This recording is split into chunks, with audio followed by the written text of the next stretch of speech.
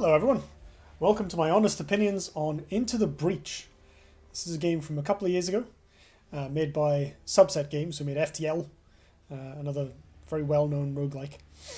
It is a grid-based puzzle combat mech game, roguelike, that part's important, with time looping and all sorts of other goodness. Quick note before I start, relatively serious note. Chris Avallone contributed some writing to this game. I don't know exactly how much, but he is credited, I believe. Recently, several people have come out with allegations of abusive behavior against Avallone. This video is not an endorsement of him or his behavior, which is despicable. And is instead, I want to highlight the gameplay, the art, and overall how wonderful this game is. But I want to put that at the start to make sure that that's very clear. So, one of the reasons I love Into the Breach so much is it is player-friendly in every respect. This game is one of the most frictionless, tactile, pleasing gaming experiences I've ever had. I haven't actually played it in some time, so I'm probably going to be very bad at it. But let's let's have a go and see how we get on. So in Into the Breach, you have a squad of 3 mechs. You get to pick which squad of mechs you want. There are several in the game. There are 8 in total. You have to unlock them. You start with just these, the Riftwalkers, and you earn coins by completing, progressing through the game. And completing certain achievements that'll allow you to that'll allow you to buy. I think you buy them when you have enough coins.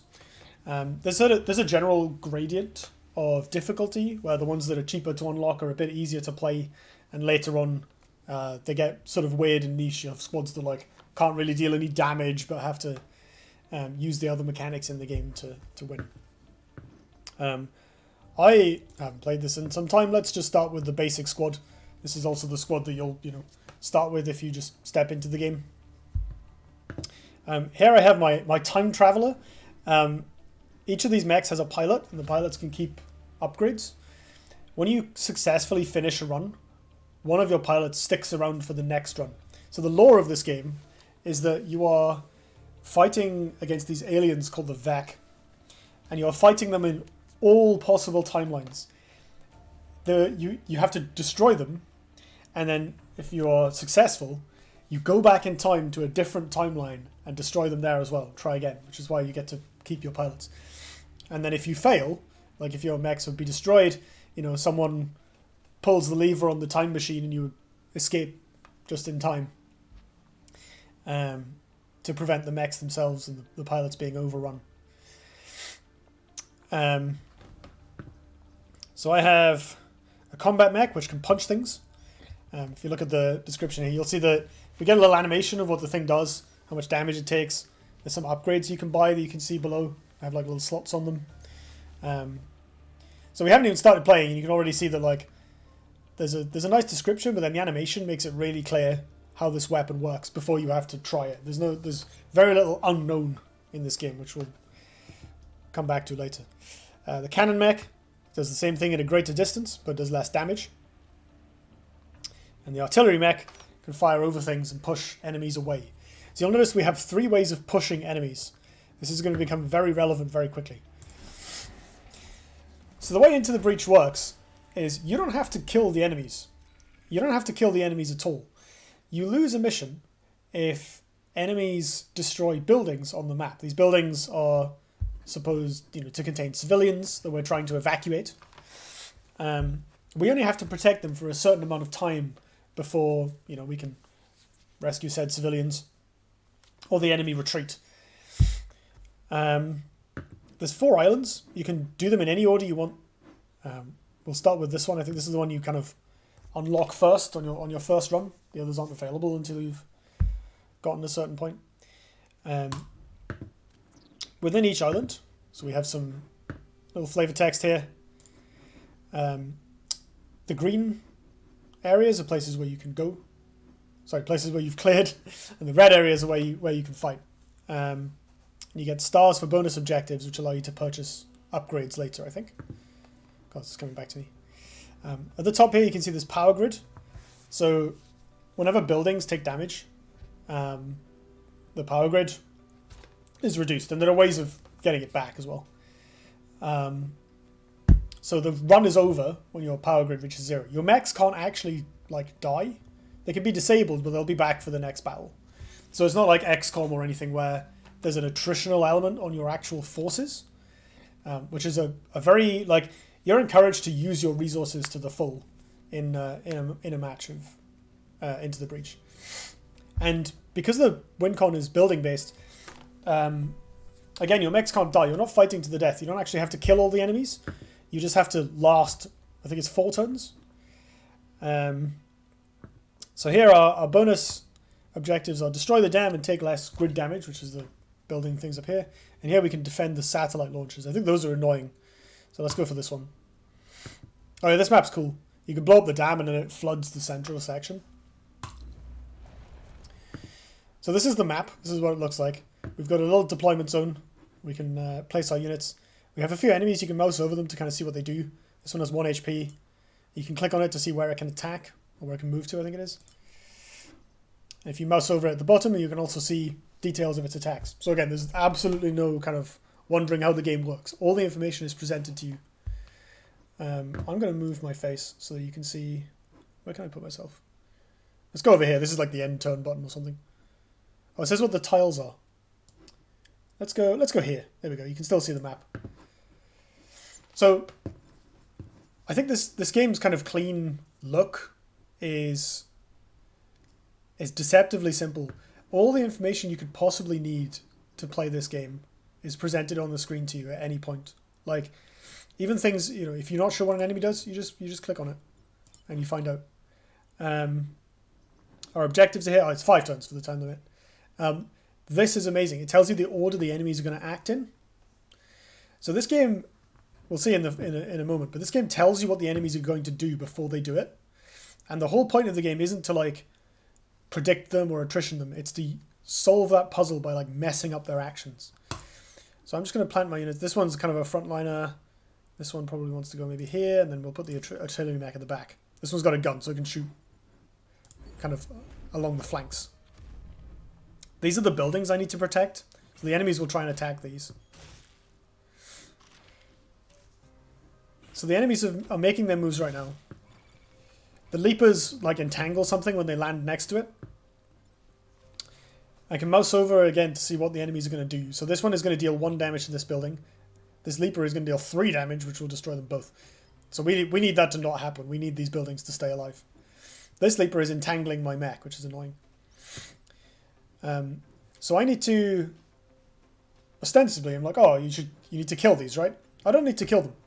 You might remember from earlier that my weapons can push the enemies around. If I just push the scarab to here, it will just miss. And so that's fine. If I push this leaper over here, it will miss. It'll just hit the mountain instead. Not a problem whatsoever. So you can delay and distract and dislocate the enemies. We're trying to find something that matches the pattern. And have just as much of an impact on the game as you would if you killed them. And that makes a huge difference. So this one, I can punch the enemy. So if you punch things into other things and into the breach, it deals damage. There's another way of killing them. So this, if I just punch this leaper, I'll actually hit the building, so I don't want that. But I can't move, which is annoying. So maybe I should clear this first and then get this maybe over here to punch that, or I can kill this because the fist does 2 damage. This can deal 1, but I can't shoot next to it. So I can move this here, shoot this. This shoots that, you go up and punch this, and I can just clear the board straightforwardly. This doesn't deal damage around it, does it? No, it just pushes them. Let's not stand in the thing that lights on fire if it gets damaged. That would be bad. So you can activate your mechs in any order you want. Like you can move and then shoot. You know, you can move a mech, go back and move a different mech, and then shoot. it's all basically a puzzle solving aspect. So we can kill that. And you see, these tiles are where the enemies are going to spawn next turn, so I even know what's going to happen in the future. So I can spawn block this if I stand on it. My mech will take a damage, but I delay the enemy showing up for a turn, which gives me time to destroy the dam, which is one of the side objectives. The dam has 2 HP, so this can just punch it while these two deal with the other thing. Whatever else comes up. Yeah, I think I'll do that. Punch that. It dies. You know, we break the mountain by punching the enemy into it, which is quite baller. So one enemy spawns, that one gets blocked. It'll still come up next turn, but we've, you know, bought some time. Oh, lots of enemies coming up next. Alright. So I think I want to insta-kill this with the brute mech because it deals 2. And then these two can shoot the dam. Actually, that's a lie. So the dam makes water. If I destroy the dam, it will drown the scarab, I think. If I remember correctly. So I might just punch it with the brute mech. Destroy this. Makes a bunch of water. Yeah, that's it. So you can also kill enemies by knocking them into the sea, which is very fun. Mechs can't shoot in water, but they're otherwise not harmed by it, so I can just walk out. I think I'm going to block this tile, because I'm going to have a bunch of enemies on me next turn. And then this mech is going to go over here, so it's in a better firing position. There's nothing for me to shoot at, unless I wanted to, like, I don't know, try and damage some mountains or whatever. So let's call that a day. So it even tells you, like, what you've got left to do. And these don't have anything left to do, right? There's nothing to shoot at. So we can just end turn. So these buff enemies, they're quite annoying. This one, I think, gives them more HP. I can't remember what that blood icon means. So, what do? Passive bonus. All other Vec heal 1 at the start of their turn. Okay, sure. These have 2 HP and they're going to heal. I think he is in trouble. The nice thing about this turn, so my mechs are being threatened, but that doesn't matter. I can just walk out of the way. Like, these aren't going to follow me. It's just going to attack this tile and that's it. I should probably kill it anyway because, again, I'm going to have to deal with a bunch more enemies next turn. But I could just walk out of the way and maybe repair if I wanted. I think... This is waterlogged, so I need to move first. So there's one more turn after this. I do need to make sure that there aren't like a billion enemies in play, because clearing them all off the buildings would be quite difficult. So I think killing them is a good idea. You also get XP for killing them, which is helpful. Why don't I... You're up there. I want to block probably this tile at the back. And then whatever comes up here, I can shoot it into the water. And then this one is near my other 2 mechs. Why don't... Yeah, what I can do is I can hit it with this.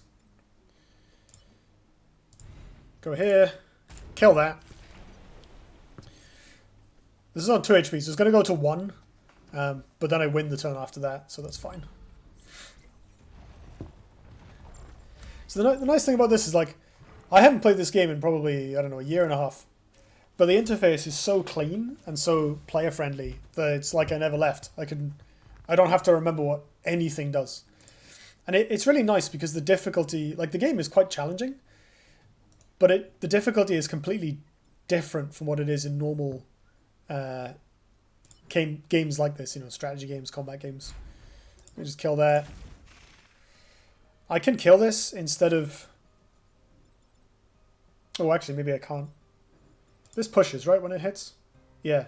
So if I fire this first, it will hit this and then push my mech into the side of the map, which I think still deals damage to it. So what I'm going to do is I'm going to shoot this one first. Then shoot it with this. Basically just to get the XP. I don't need to kill it. And then I end turn and I win, I believe. And that's it. So I don't need to worry about more enemies coming up underneath my damaged mech.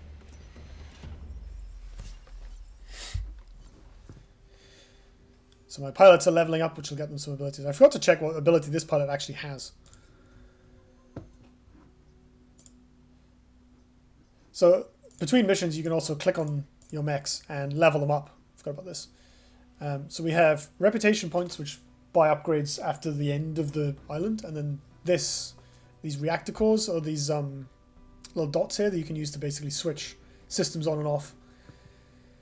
I don't have any. So Archimedes gives me +3 grid defense, which gives my buildings a chance of not taking damage, and more movement, which seems good on a melee mech. Move again after shooting. That is good. So you can get more items and weapons to slot onto your mechs, which is one of the things you can spend reputation on. So we've got defend the tanks. That one's quite cool, I think. If I remember correctly, it gives you these little tanks so you can control them. Old Earth Park. Do not kill the volatile Vec. That sounds bad. Protect the coal plant. So that one gives us an energy, which will make our power grid have more HP. And this one is the satellites. You don't have to do all the missions in a given level. I think there's... You can do up all but 2 of them, I think it is. I'm going to do this because this mission is quite fun.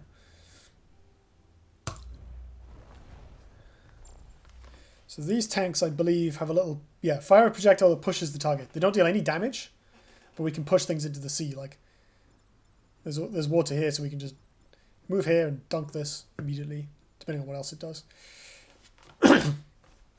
Sending this after the Scion seems like a good idea, because it deals 2 damage, so I can kill it in one go. This being able to go this way is handy, but probably these scarabs are going to go and stand here and shoot these, I would guess. Something like this.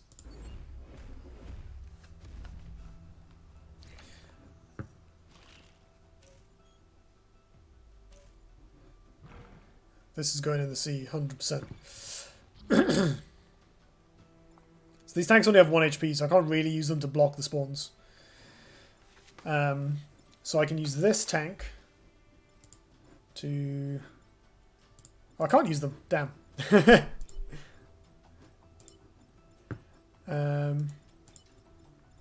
Maybe they take a couple turns to power up or something. What I can do is use the artillery mech to shoot this tile, which will push this into the sea and this forward by 1. But what I might be better off doing is activating this one first, shooting this so it goes onto the spawn tile, which blocks the spawn and kills it. Or I can then kill it with the artillery mech, sending this into the sea anyway. Lots of options. I don't think there's a way I can do the spawn block and get this in the sea. Unless I stand here, blocking this. No, but then pushing it onto the spawn will still kill it. Let's just do this. So now this is going to shoot me instead of the building, which is like much less bad. But it would still be nice if it didn't do that. So I'm going to shoot it, I think.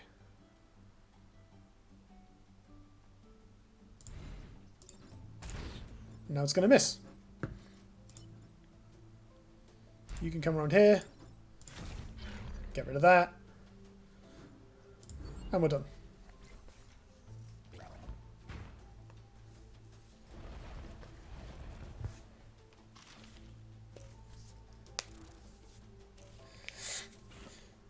I want to say again how interesting I find it that this game doesn't force you to play around anything. You're never trying to guess, or the enemies are probably here, the enemies are probably there. You're just trying to react to what they're actually doing. And you have way more sort of intelligent ways to do that compared to how you might in a typical game like this. Right. So this one I can ignore. I just need to move out the way, but because they fly and they move quite fast, it could end up threatening buildings in the back next turn, so I should probably deal with it in some way. This artillery mech can shoot this tile, pushing that into the sea, or I can just shoot this directly if I've moved out the way. I can also shoot the Leaper, which will push this tank to here, meaning this can move here, and I think this can reach that. Yeah, it should be able to. Okay, I think that's the play.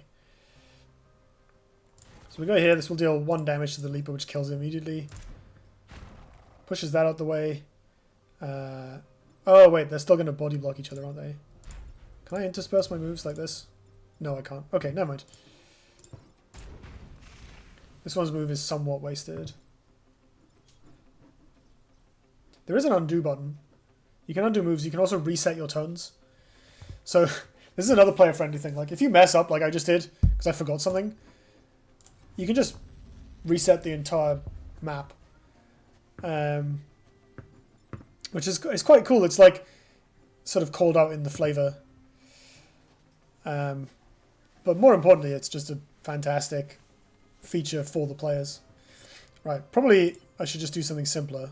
I don't know why I didn't think of this before. Shoot this the normal way. You go over here. You go there. Get rid of that. Actually, I probably should have put it here and shot this tile. But it doesn't really matter. Get rid of that. So you go. This is going fairly well. More bad guys. Scary. Okay, so they're not threatening any buildings, just the optional objectives. But I do want to keep these tanks because, you know, I like the... Oh, there we go. Now I can use them. Right. So, what's the attack order? That's going first. How much damage does this deal? Only 1. So what I can do, I can send this... Oh, they can move through each other, huh? This is one of my favourite things about Into the Breach. So I'm going to send this here. I'm just going to push that. Deals no damage. But, because of the attack order, which tells you, again, all of the... Like, it tells you when the fire is. It tells you when the enemies come out. Like, if you ever forget how anything works, it's right there. This is going to go first, and it's going to kill the Leaper before the Leaper gets to attack. Which means I don't need to protect this. I've already done so. As long as this doesn't die, which, you know, fine. I have full control over that. You can go away. Is there anything swanky I can do? So I can use this to kill the Leaper anyway, which will push it into this, dealing damage, and then I can finish the Hornet off. So I don't actually need to do the swanky play.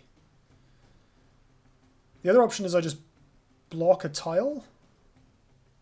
It's probably easier to just kill them.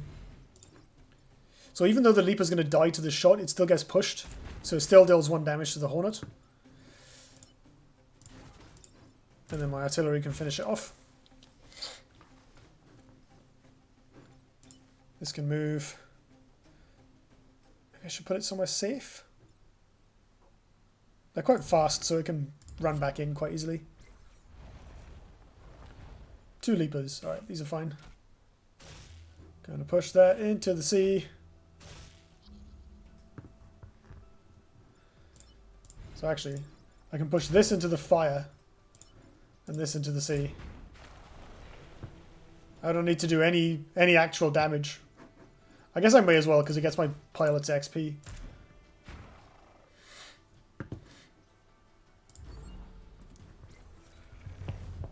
And done. This game isn't too difficult, especially once you're like comfortable with it. I think it gets much harder as you go on. Like the enemies, you know, your mechs level up, but the enemies get much tankier and stronger. Let's go this way. I like the HP, and the satellite launch one is annoying. There's like these 2 rockets that come up, and the Vec can destroy them. But also, if you are next to them when they lift off, they deal a massive amount of damage from the rocket thrusters. Pain in the ass.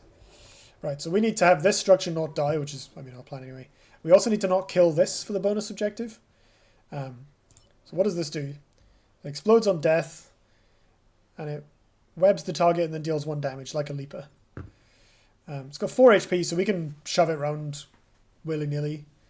Let's put this... This is going to get webbed, isn't it, if I do that?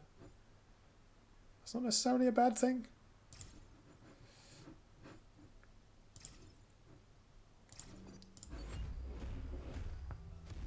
Something like this should do the job. Oh, it's threatening a building. Boo. Oh, that's annoying. Okay. So I can kill this with any of my mechs. Probably best to use this one because it can't reach these this turn. So I think we can start with that. Let's go here so I'm not standing in the trees. That goes away. So I can shoot this, which will push this away.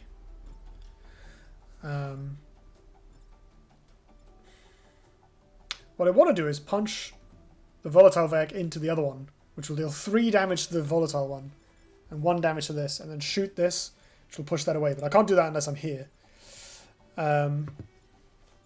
So I can do it the other way around.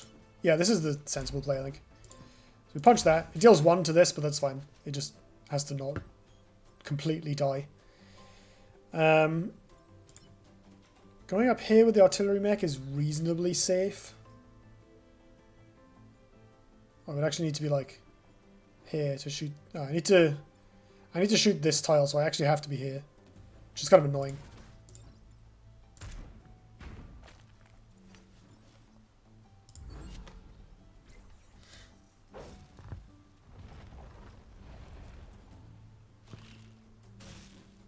Don't you dare. Wow. They're going ham on the buildings. I can block one of these spawns if I want. Might be a good idea.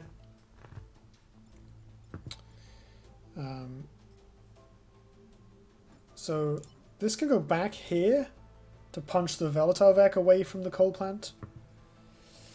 I can punch this and shoot this one. Honestly, that's probably the easy. It's a nice simple line. I don't do any spawn blocking, but like, it's fine. I have to punch this one first, because if I shoot this, it will... The push away from the artillery will knock this into the building, dealing damage to it.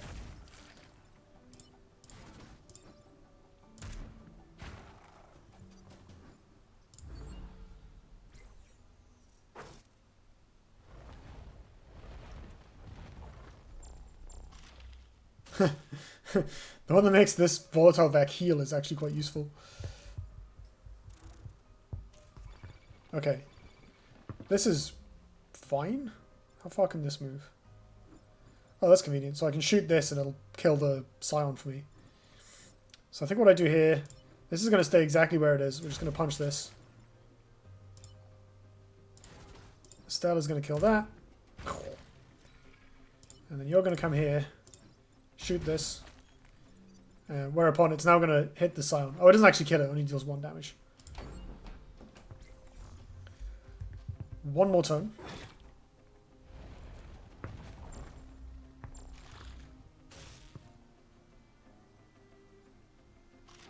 So we just have to survive this. And we're all good. Right. What's the attack order? This is going first. But it only deals 1 damage, so it can't kill the Scarab by itself, which is not so helpful. This isn't threatening any buildings. I can just move out the way or tank it. It doesn't really matter. So this Scarab is essentially irrelevant. So I think the simplest play is just to... probably move here. Yeah. Move here.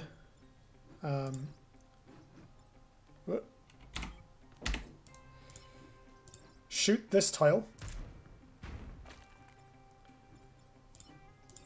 And then punch that. So we needed to do it that way around, so that the volatile Vec moved first. Otherwise, I would... maybe we don't. Maybe I'm just talking nonsense. Ignore me. I forgot what I was going to say. Let's just move that out the way.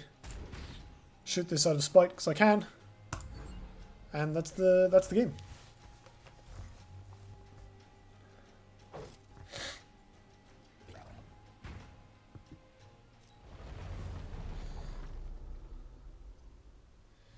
So as you can see, they just retreated at the end. You don't actually have to kill them all. It's funny how, like... I like how Into the Breach, you know, it's a game called Into the Breach, which suggests, you know, military tactics and apocalypses and what have you. It's a game about big mechs with guns on, fighting giant bug aliens. Warning tidal waves. Oh, this one's cool. The if I remember, the map like collapses into the sea, which is great because you can push people in the sea.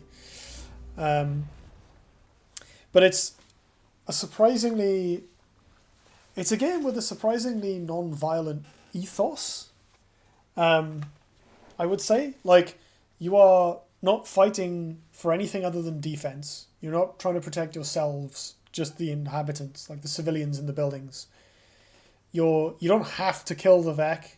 Like, you can put them in the sea, which kills them, or you can make them kill each other, or you can just not. You can push them around and ignore them. Like, as long as they don't hit the buildings, it doesn't matter. You can there's some of the mech squads actually play with this in clever ways. Like, one of them, I think they have no damage at all, but they have like, they make the Vec deal more damage to one another. So you rely on redirecting the enemy attacks like exclusively as your main source of damage. They're very hard to play. It's very difficult figuring out sometimes like how you can actually get the enemies to hit one another because they have these bad habits of spreading out, going in the wrong place. But there's a squad that uses the fire. Like when you can set forests on fire, there's a squad that uses fire. Like they can make more fire tiles or whatever to burn enemies out. There's a squad that makes smoke tiles. We haven't seen those yet, but there's like dusty areas in one of the levels that produce smoke when an attack hits them, and the smoke gives cover and disables weapons. And the smoke like squadron, they can like make their own smoke tiles, which is cool because you can put smoke tiles on enemies to prevent their attacks, just fogs them. And like you can electrify the smoke to make it deal damage and stuff. Like it's really cool. Like how they not only explore the design space of their mechanics, but they do so in a way that like a lot of the time in combat games, as you progress through the game, your methods and your kit get more violent, right? You get more guns, bigger guns, more soldiers. In Into the Breach, as you go along, as you learn the game, you get less violent. You learn to challenge your assumptions of like, oh, I have to kill that. And the game encourages you to learn that by giving you these squads that can't just kill that, right? I've been using my Prime Mech to just punch the flyers, but like there are other ways of dealing with them that don't necessarily involve killing anything. And like, if you lose a run, you don't die, you just hit the timeline reset button and your mechs get out of there and try again, like, trying to defeat the Vec again. It's even worked into the flavor of the game. It's very, very cool. I don't mind violence in video games per se. I like FPSs and blowing stuff up as much as the next person. But one thing I do appreciate is when games provide meaningful non-violent options, especially in genres that I like that are normally combat focused, because combat is it's a very natural way to make a game, right? It's a conflict that easily fills time within a game, right? It's sort of something that is relatively or can be relatively independent of narrative in a sense. It's not really, right? It's all part of the storytelling and the aesthetic, but you can have kind of as much gameplay as you want without needing to write plot. Maybe plot is a better term than narrative there. Where, they're just in an area doing stuff, shooting stuff, whatever. And combat is fun. It's cathartic, it's challenging. There's lots of good games that have lots of combat in them. But I really appreciate when games take that and turn it on its head and add non-violent elements that are naturalistic or even have their own better challenge, like in this game.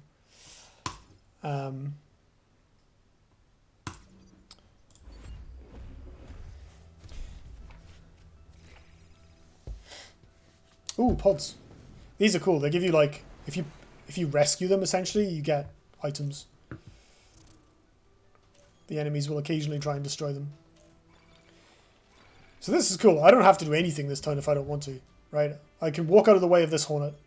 This Hornet is going to hit a shield, so this building is going to be absolutely fine. And this Scarab is going to drown. As you can see, the environment goes first. So, well, how can I best capitalize on this? Number one is probably to grab the pod. You don't have to grab them. If they're still there at the end of the mission, they stick around and you get to keep them, but may as well. Putting these in the sea doesn't do anything because they can fly. But what I can do is shoot it with this so it gets pushed onto the spawn tile while on 1 HP. So Archimedes can go and punch that just to get it off the board. Genos can shoot this. I could kill it with the artillery mech, but I'm not going to because it will spawn block whatever comes up.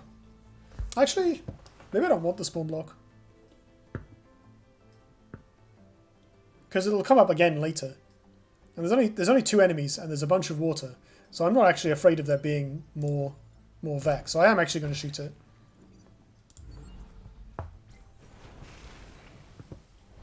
Scarab is now in the sea. I'm sure this Scarab will also soon be in the sea. Yep. So we can ignore that. I'm a bit restricted in my movements here, which is quite annoying, actually. You can't shoot while you're in the water. I think we're going to have to put the cannon mech in the sea. I wonder if I can do... I can push the Scion out the way with the artillery, actually. Although not very effectively.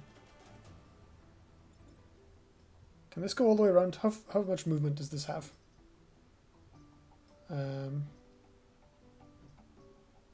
4. 1, 2, 3, 4. So I can't get all the way around if this is still here. So this needs to be out of the way. I can shoot this with Archimedes, which will push this, and then this one can move here. Punch the Scion. This can jump back up. Shoot that. I don't think that's worth it. Or I could shoot my own mech to knock it into this, dealing damage. Actually, that's quite clean and it wipes the board. Let's do that. So we shoot this. This goes here. Oh wait, I can't shoot from there, can I? This doesn't work. Damn, I messed up. Can this reach? What's this movement? 3. But if I shoot from here to here, it will knock it into the building and deal it damage. Oh, that's fine. We'll just... no, it's not fine. Reset.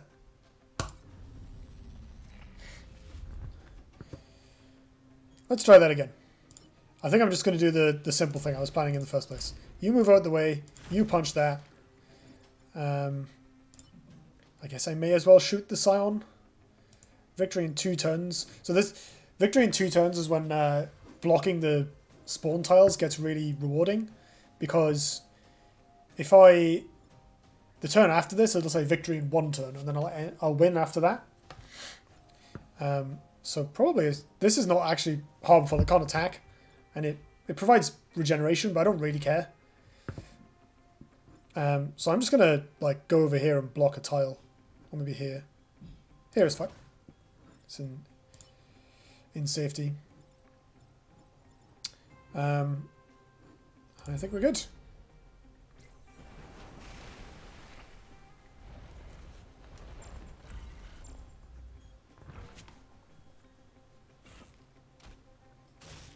That's going to shoot the shield, so that's not relevant. This one I have to deal with. Well, good job. There's a straightforward way of doing that. I can kill this for experience, I guess. Actually, I can't. I can't reach it. I can kill the Scion for experience, though.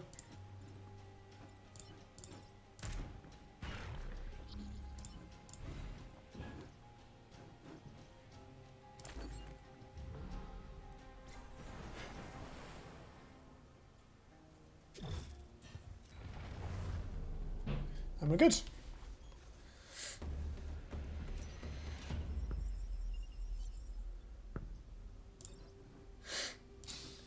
What have we got? What's in the box? Heavy rocket. Oh, yeah. Okay, so it's a one-use item that's similar to the artillery weapon I have, but deals way more damage and doesn't fire over things. And a reactor core which will unlock one upgrade. That's very cool. Okay, so now with all the... we've cleared as many areas as it will let us, basically. So now there's a boss fight. I feel like now is a good time to have gotten some upgrades. What do I want the straight line fire on? What do I want the one reactor core I have on? Being able to move again after punching seems kind of good. Where else can I get? Move or HP on this. Move or HP on this. Being able to shoot buildings. This ability is like, it's niche, but it's quite good. I think. But it's probably not...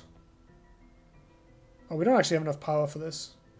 Wrong class. Okay, we're doing this. Brute class, prime class. Oh, so there's a mech class as well. So it's most efficient to put it on this one. And I guess I may as well use my reactor core on powering it. Having a thing that deals 3 damage is going to be super helpful against the boss fight. So, we have to destroy the spider leader and protect the corporate tower, which is where the... oh yeah, each of these islands is owned by a corporation, because this is the future. So what does the boss do? It has 6 HP, that's a lot. It makes spiders, I guess. Unaffected by smoke, that's not relevant here. Can walk in water, but it can't shoot. Oh yeah, as this attack, it makes spider eggs. What does the spider egg do? It hatches into a spiderling. What does the spiderling do? Don't know yet. Ah, there's one thing it hasn't told me. What does the spiderling do? Right, how do I... Can I kill this in like one turn?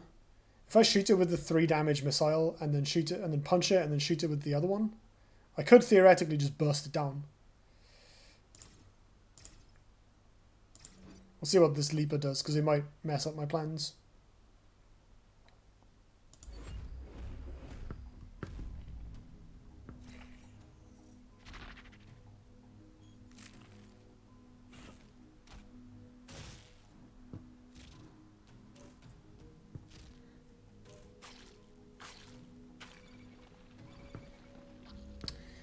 Well, I think it's reasonable to say that it's messed up my plans.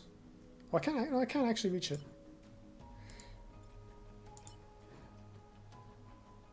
I don't remember if the mission is over if you kill the boss. I don't really want to lose 2 grids, if that's the case. What do these spiderlings do? They deal 1 damage and they have 1 health. Okay. They're small and mediocre. But there are already quite a lot of them.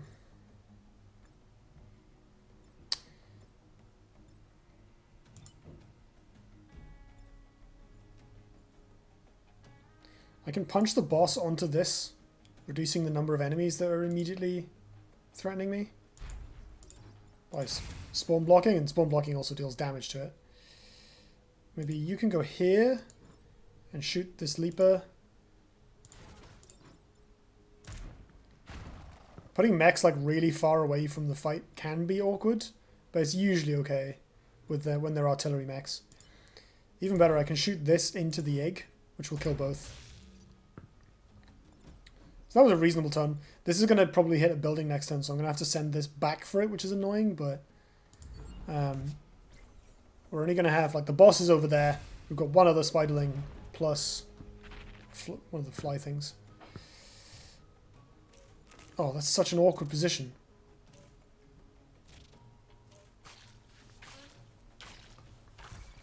Am I blocked in by the spiderlings?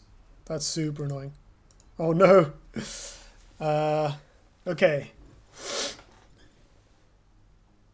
So I can only reach this using the cannon mech.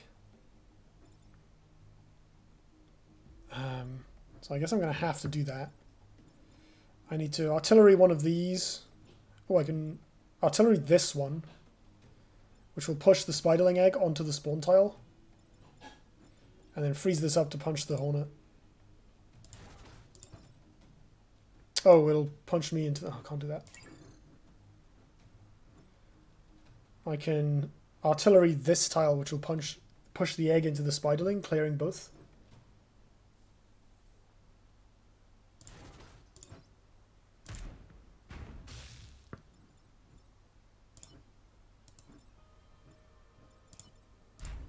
You can go here.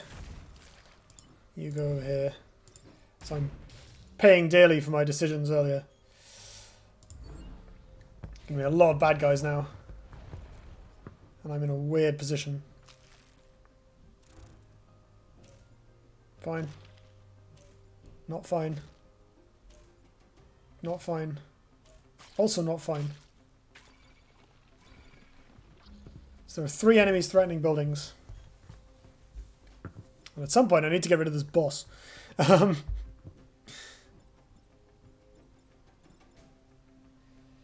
So if I put the artillery here and shoot this tile, it will push the spiderling egg onto this spawn tile, push this egg into this spiderling, killing both. It'll nudge this into my mech, dealing it a damage. Which is not actually helpful. I'm going to ignore this, actually. I'm going to go after the scarab.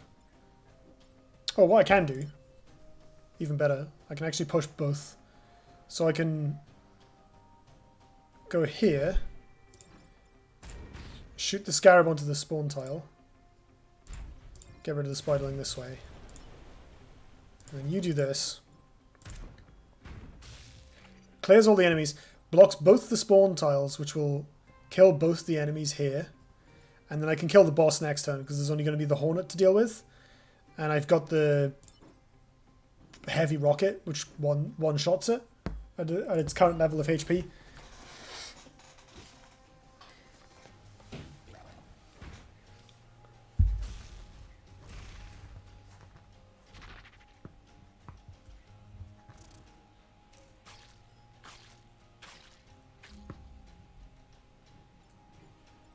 So you can go here, punch that. You can go here. Get rid of this idiot.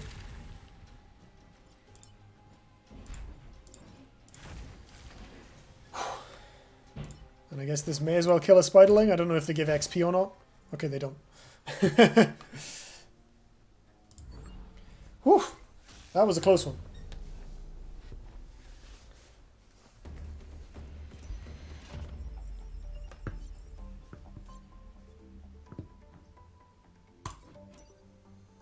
And we're done. I get a bonus reward because I did all the side objectives. So I can have defensive shrapnel, fire a long, non-damaging projectile that pushes tiles around the target. This is a brute weapon, and my brute mech is already 2 slotted, so this probably isn't useful. +2 grid defense, which will increase the chances of buildings surviving hits. Or a pilot, push adjacent tiles when repairing. That's interesting. Turning a repair into a push. I've never seen that ability before. I'm going to pick that.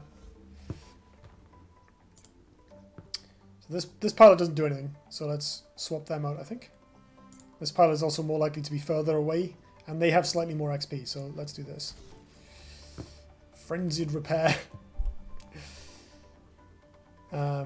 So now I can spend my reputation, which is the stars here. So I can buy reactor cores to upgrade stuff. Weapons, I can repair my power grid. This is usually worth doing. And I can also sell items. So I can sell this pilot if I want. I mean, I may as well. There's no point in keeping the bonus pilots around. Permanently assign this pilot to the island. Genos is going to stick around and help them rebuild, I guess. What have we got here? Heal all player units. It's kind of nice. Like fully? That's really good. Deploy a shield tank that can give shields to allies. That's hilarious. That's really sweet, actually. It does take 2 cores to fuel. Grappling hook. Pull the mech towards objects or units to the mech. That's interesting. That's another brute class, though. Pull tank. Deploy a tank that can pull targets with a projectile. And that costs 2. That takes 2 cores to fuel. I really like this, but I don't know if it's... So I get this and then 2 reactor cores to use it, basically. To be fair, if it can shield buildings, that's kind of good. But then I have to spend an action actually using it. And it only provides shields, it doesn't fog things. So the one that pulls is probably better, because I can use it to pull stuff into hazards. Or into other areas of effect. So I could get this, 2 supplies, and then like either fill up the power grid, or probably more likely get this. It's like heals the entire team. Yeah, let's do that. Oh, I actually have 1 thing left. Perfect. So, let's put the...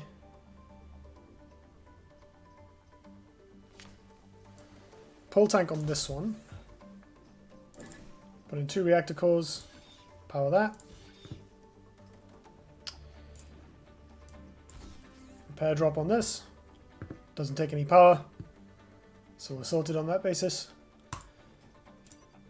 Spent all our reputation. We're good to continue. This is now secured. So, I think that's a good natural place to end the video. The other islands are like, each one has different hazards and different themes. This one has desert tiles which produce smoke, like I mentioned earlier, which prevents attacks. This one has ice tiles where like they can break and turn into water.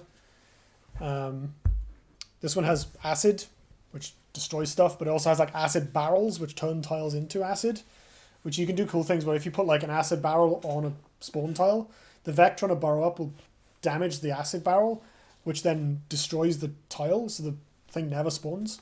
It's quite cool.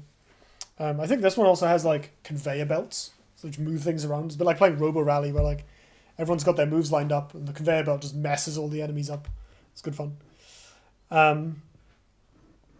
You can also see what kind of enemies they have, which is nice. You see what the boss fight is, if that's sort of helpful at all. The way the end game works is anytime between 2 and 4 islands, you can say, okay, I'm done now. I'm going to go to the core, and there's a specific end game mission. The enemy positions are not always the same, or the actual enemies themselves, but the map is similar and the thematic is the same, where you go and like basically try and plant a big bomb inside this like a volcano or something where the Vec hive is. So I think it's like 2 missions in a row. They're on these sort of lava areas, and then if you win, you're got to defend the bomb, and then if you win, it goes off and you teleport out just in time, which then removes the Vec's presence from this timeline. But your work is never done. You've got to keep going somewhere else. It's quite cool lore.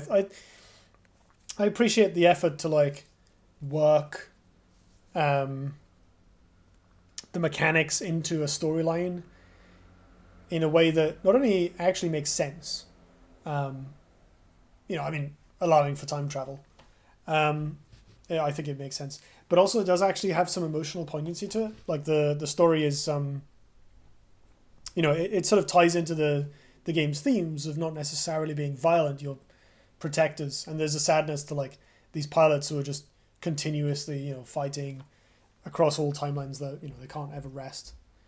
I think that adds a little bit to the experience. But the number one thing, this game is very fun. I like the visuals are quite nice. The story is nice. I want to repeat my earlier proviso about not necessarily endorsing all of the writers who contributed dialogue to the game. I don't know who came up with the actual lore, but the puzzle / combat gameplay is immensely satisfying, and I think I would love to see more games explore that space, because it is done in such a clever detailed, in-depth way in Into the Breach that I don't feel like I've seen. You know, you have games like Doom Eternal where you're kind of juggling a big toolkit are maybe slightly more common, where, you know, the game is hard, so you have to figure out how to do an encounter. But Into the Breach, I think directly, it replaces all of the like stat manipulation of those kinds of games and competitive games like Dota or something, and replaces that with puzzle mechanics like, you know, moving enemies around, sequencing your moves, things that you find already in strategy games, board-based games. You know, I play a lot of card games, right? Probably most people who watch this channel have played Duelist. There's a little bit of that in here, you know. Not deliberately, I imagine, but there's probably some shared DNA. And I think that is such a clever, natural, intuitive blend of genres that like also allows them to simplify down all of the stuff about, you know, armor values and HP and enemy AI, and they have this like really, really clean implementation that then, calling back to the start of the video, is incredibly approachable and player friendly, which I think really adds to the experience. Again, you know, I haven't played this game in like a year and a half, and I'm able to pick it up almost like I never left, because the game just tells you everything you need to know. It's very upfront about it. And I think it's still, there are other, no, Monster Train is very good for this, but it's not perfect. And, you know, you have to do a bunch of maths, and you're like, should I play this unit, even though it will tell me what's happened once I've played it? But Into the Breach gives you everything, you know, and it's navigable, it's clear, it doesn't use walls of text to do it. A lot of the hinting is visual, which is really good, good for accessibility as well. You know, if you're like, maybe if you're dyslexic or something, you wouldn't struggle as much with this game as you might with other games that were more based on like textual descriptions of how things work. You know, I don't want to speak for anyone with disabilities, but that would be my guess, based on what I understand about accessibility. Yeah, it's just generally a wonderful experience. It's not, I don't think it's particularly expensive either, so if you haven't played this yet, worth picking up in my opinion. It's a hard recommend from me. I also want to shout out that the winter of 2018 was, there was like a period of ridiculous snow in the UK, and I was stuck indoors for a while, which is not necessarily a problem. You know, I have this big computer for a reason, right? But at one point I had to go and buy a space heater because the frickin' boiler in my house froze up because it was too cold for it to work properly. Rented accommodation. And on the way back from the store, from like home base or whatever, I managed to spin my car, which I'd never done before. I was absolutely fine. I managed to like recover. Everyone was very far away from each other. I just like, for some reason I was like, oh, I should change lanes, and I went over like a bank of snow in the middle of the road, which I hadn't driven in snow before, like really, you know. So I wasn't expecting that to be there. My car lost grip. Everyone was keeping lots of space, and I managed to maneuver my way onto the verge backwards, with no damage to either myself or the car. But obviously I was shaken up as hell. I drove home the rest of the way, and I was on my own because Katie was like away for Christmas or something. So I was just alone in in my house, having just like had a car accident that could have gone way, way worse, like shaking. I made a cup of tea and I played Into the Breach, and it calmed me the hell down. It helped. This game is good for the soul. So thank you, Into the Breach, for cheering me up with excellent player accessible puzzle game mechanics after I managed to pull some ridiculous stunt nonsense by lane changing in the snow. And on that note, thank you everybody for watching. I hope you enjoyed. Let me know what you think, and I will see you next time.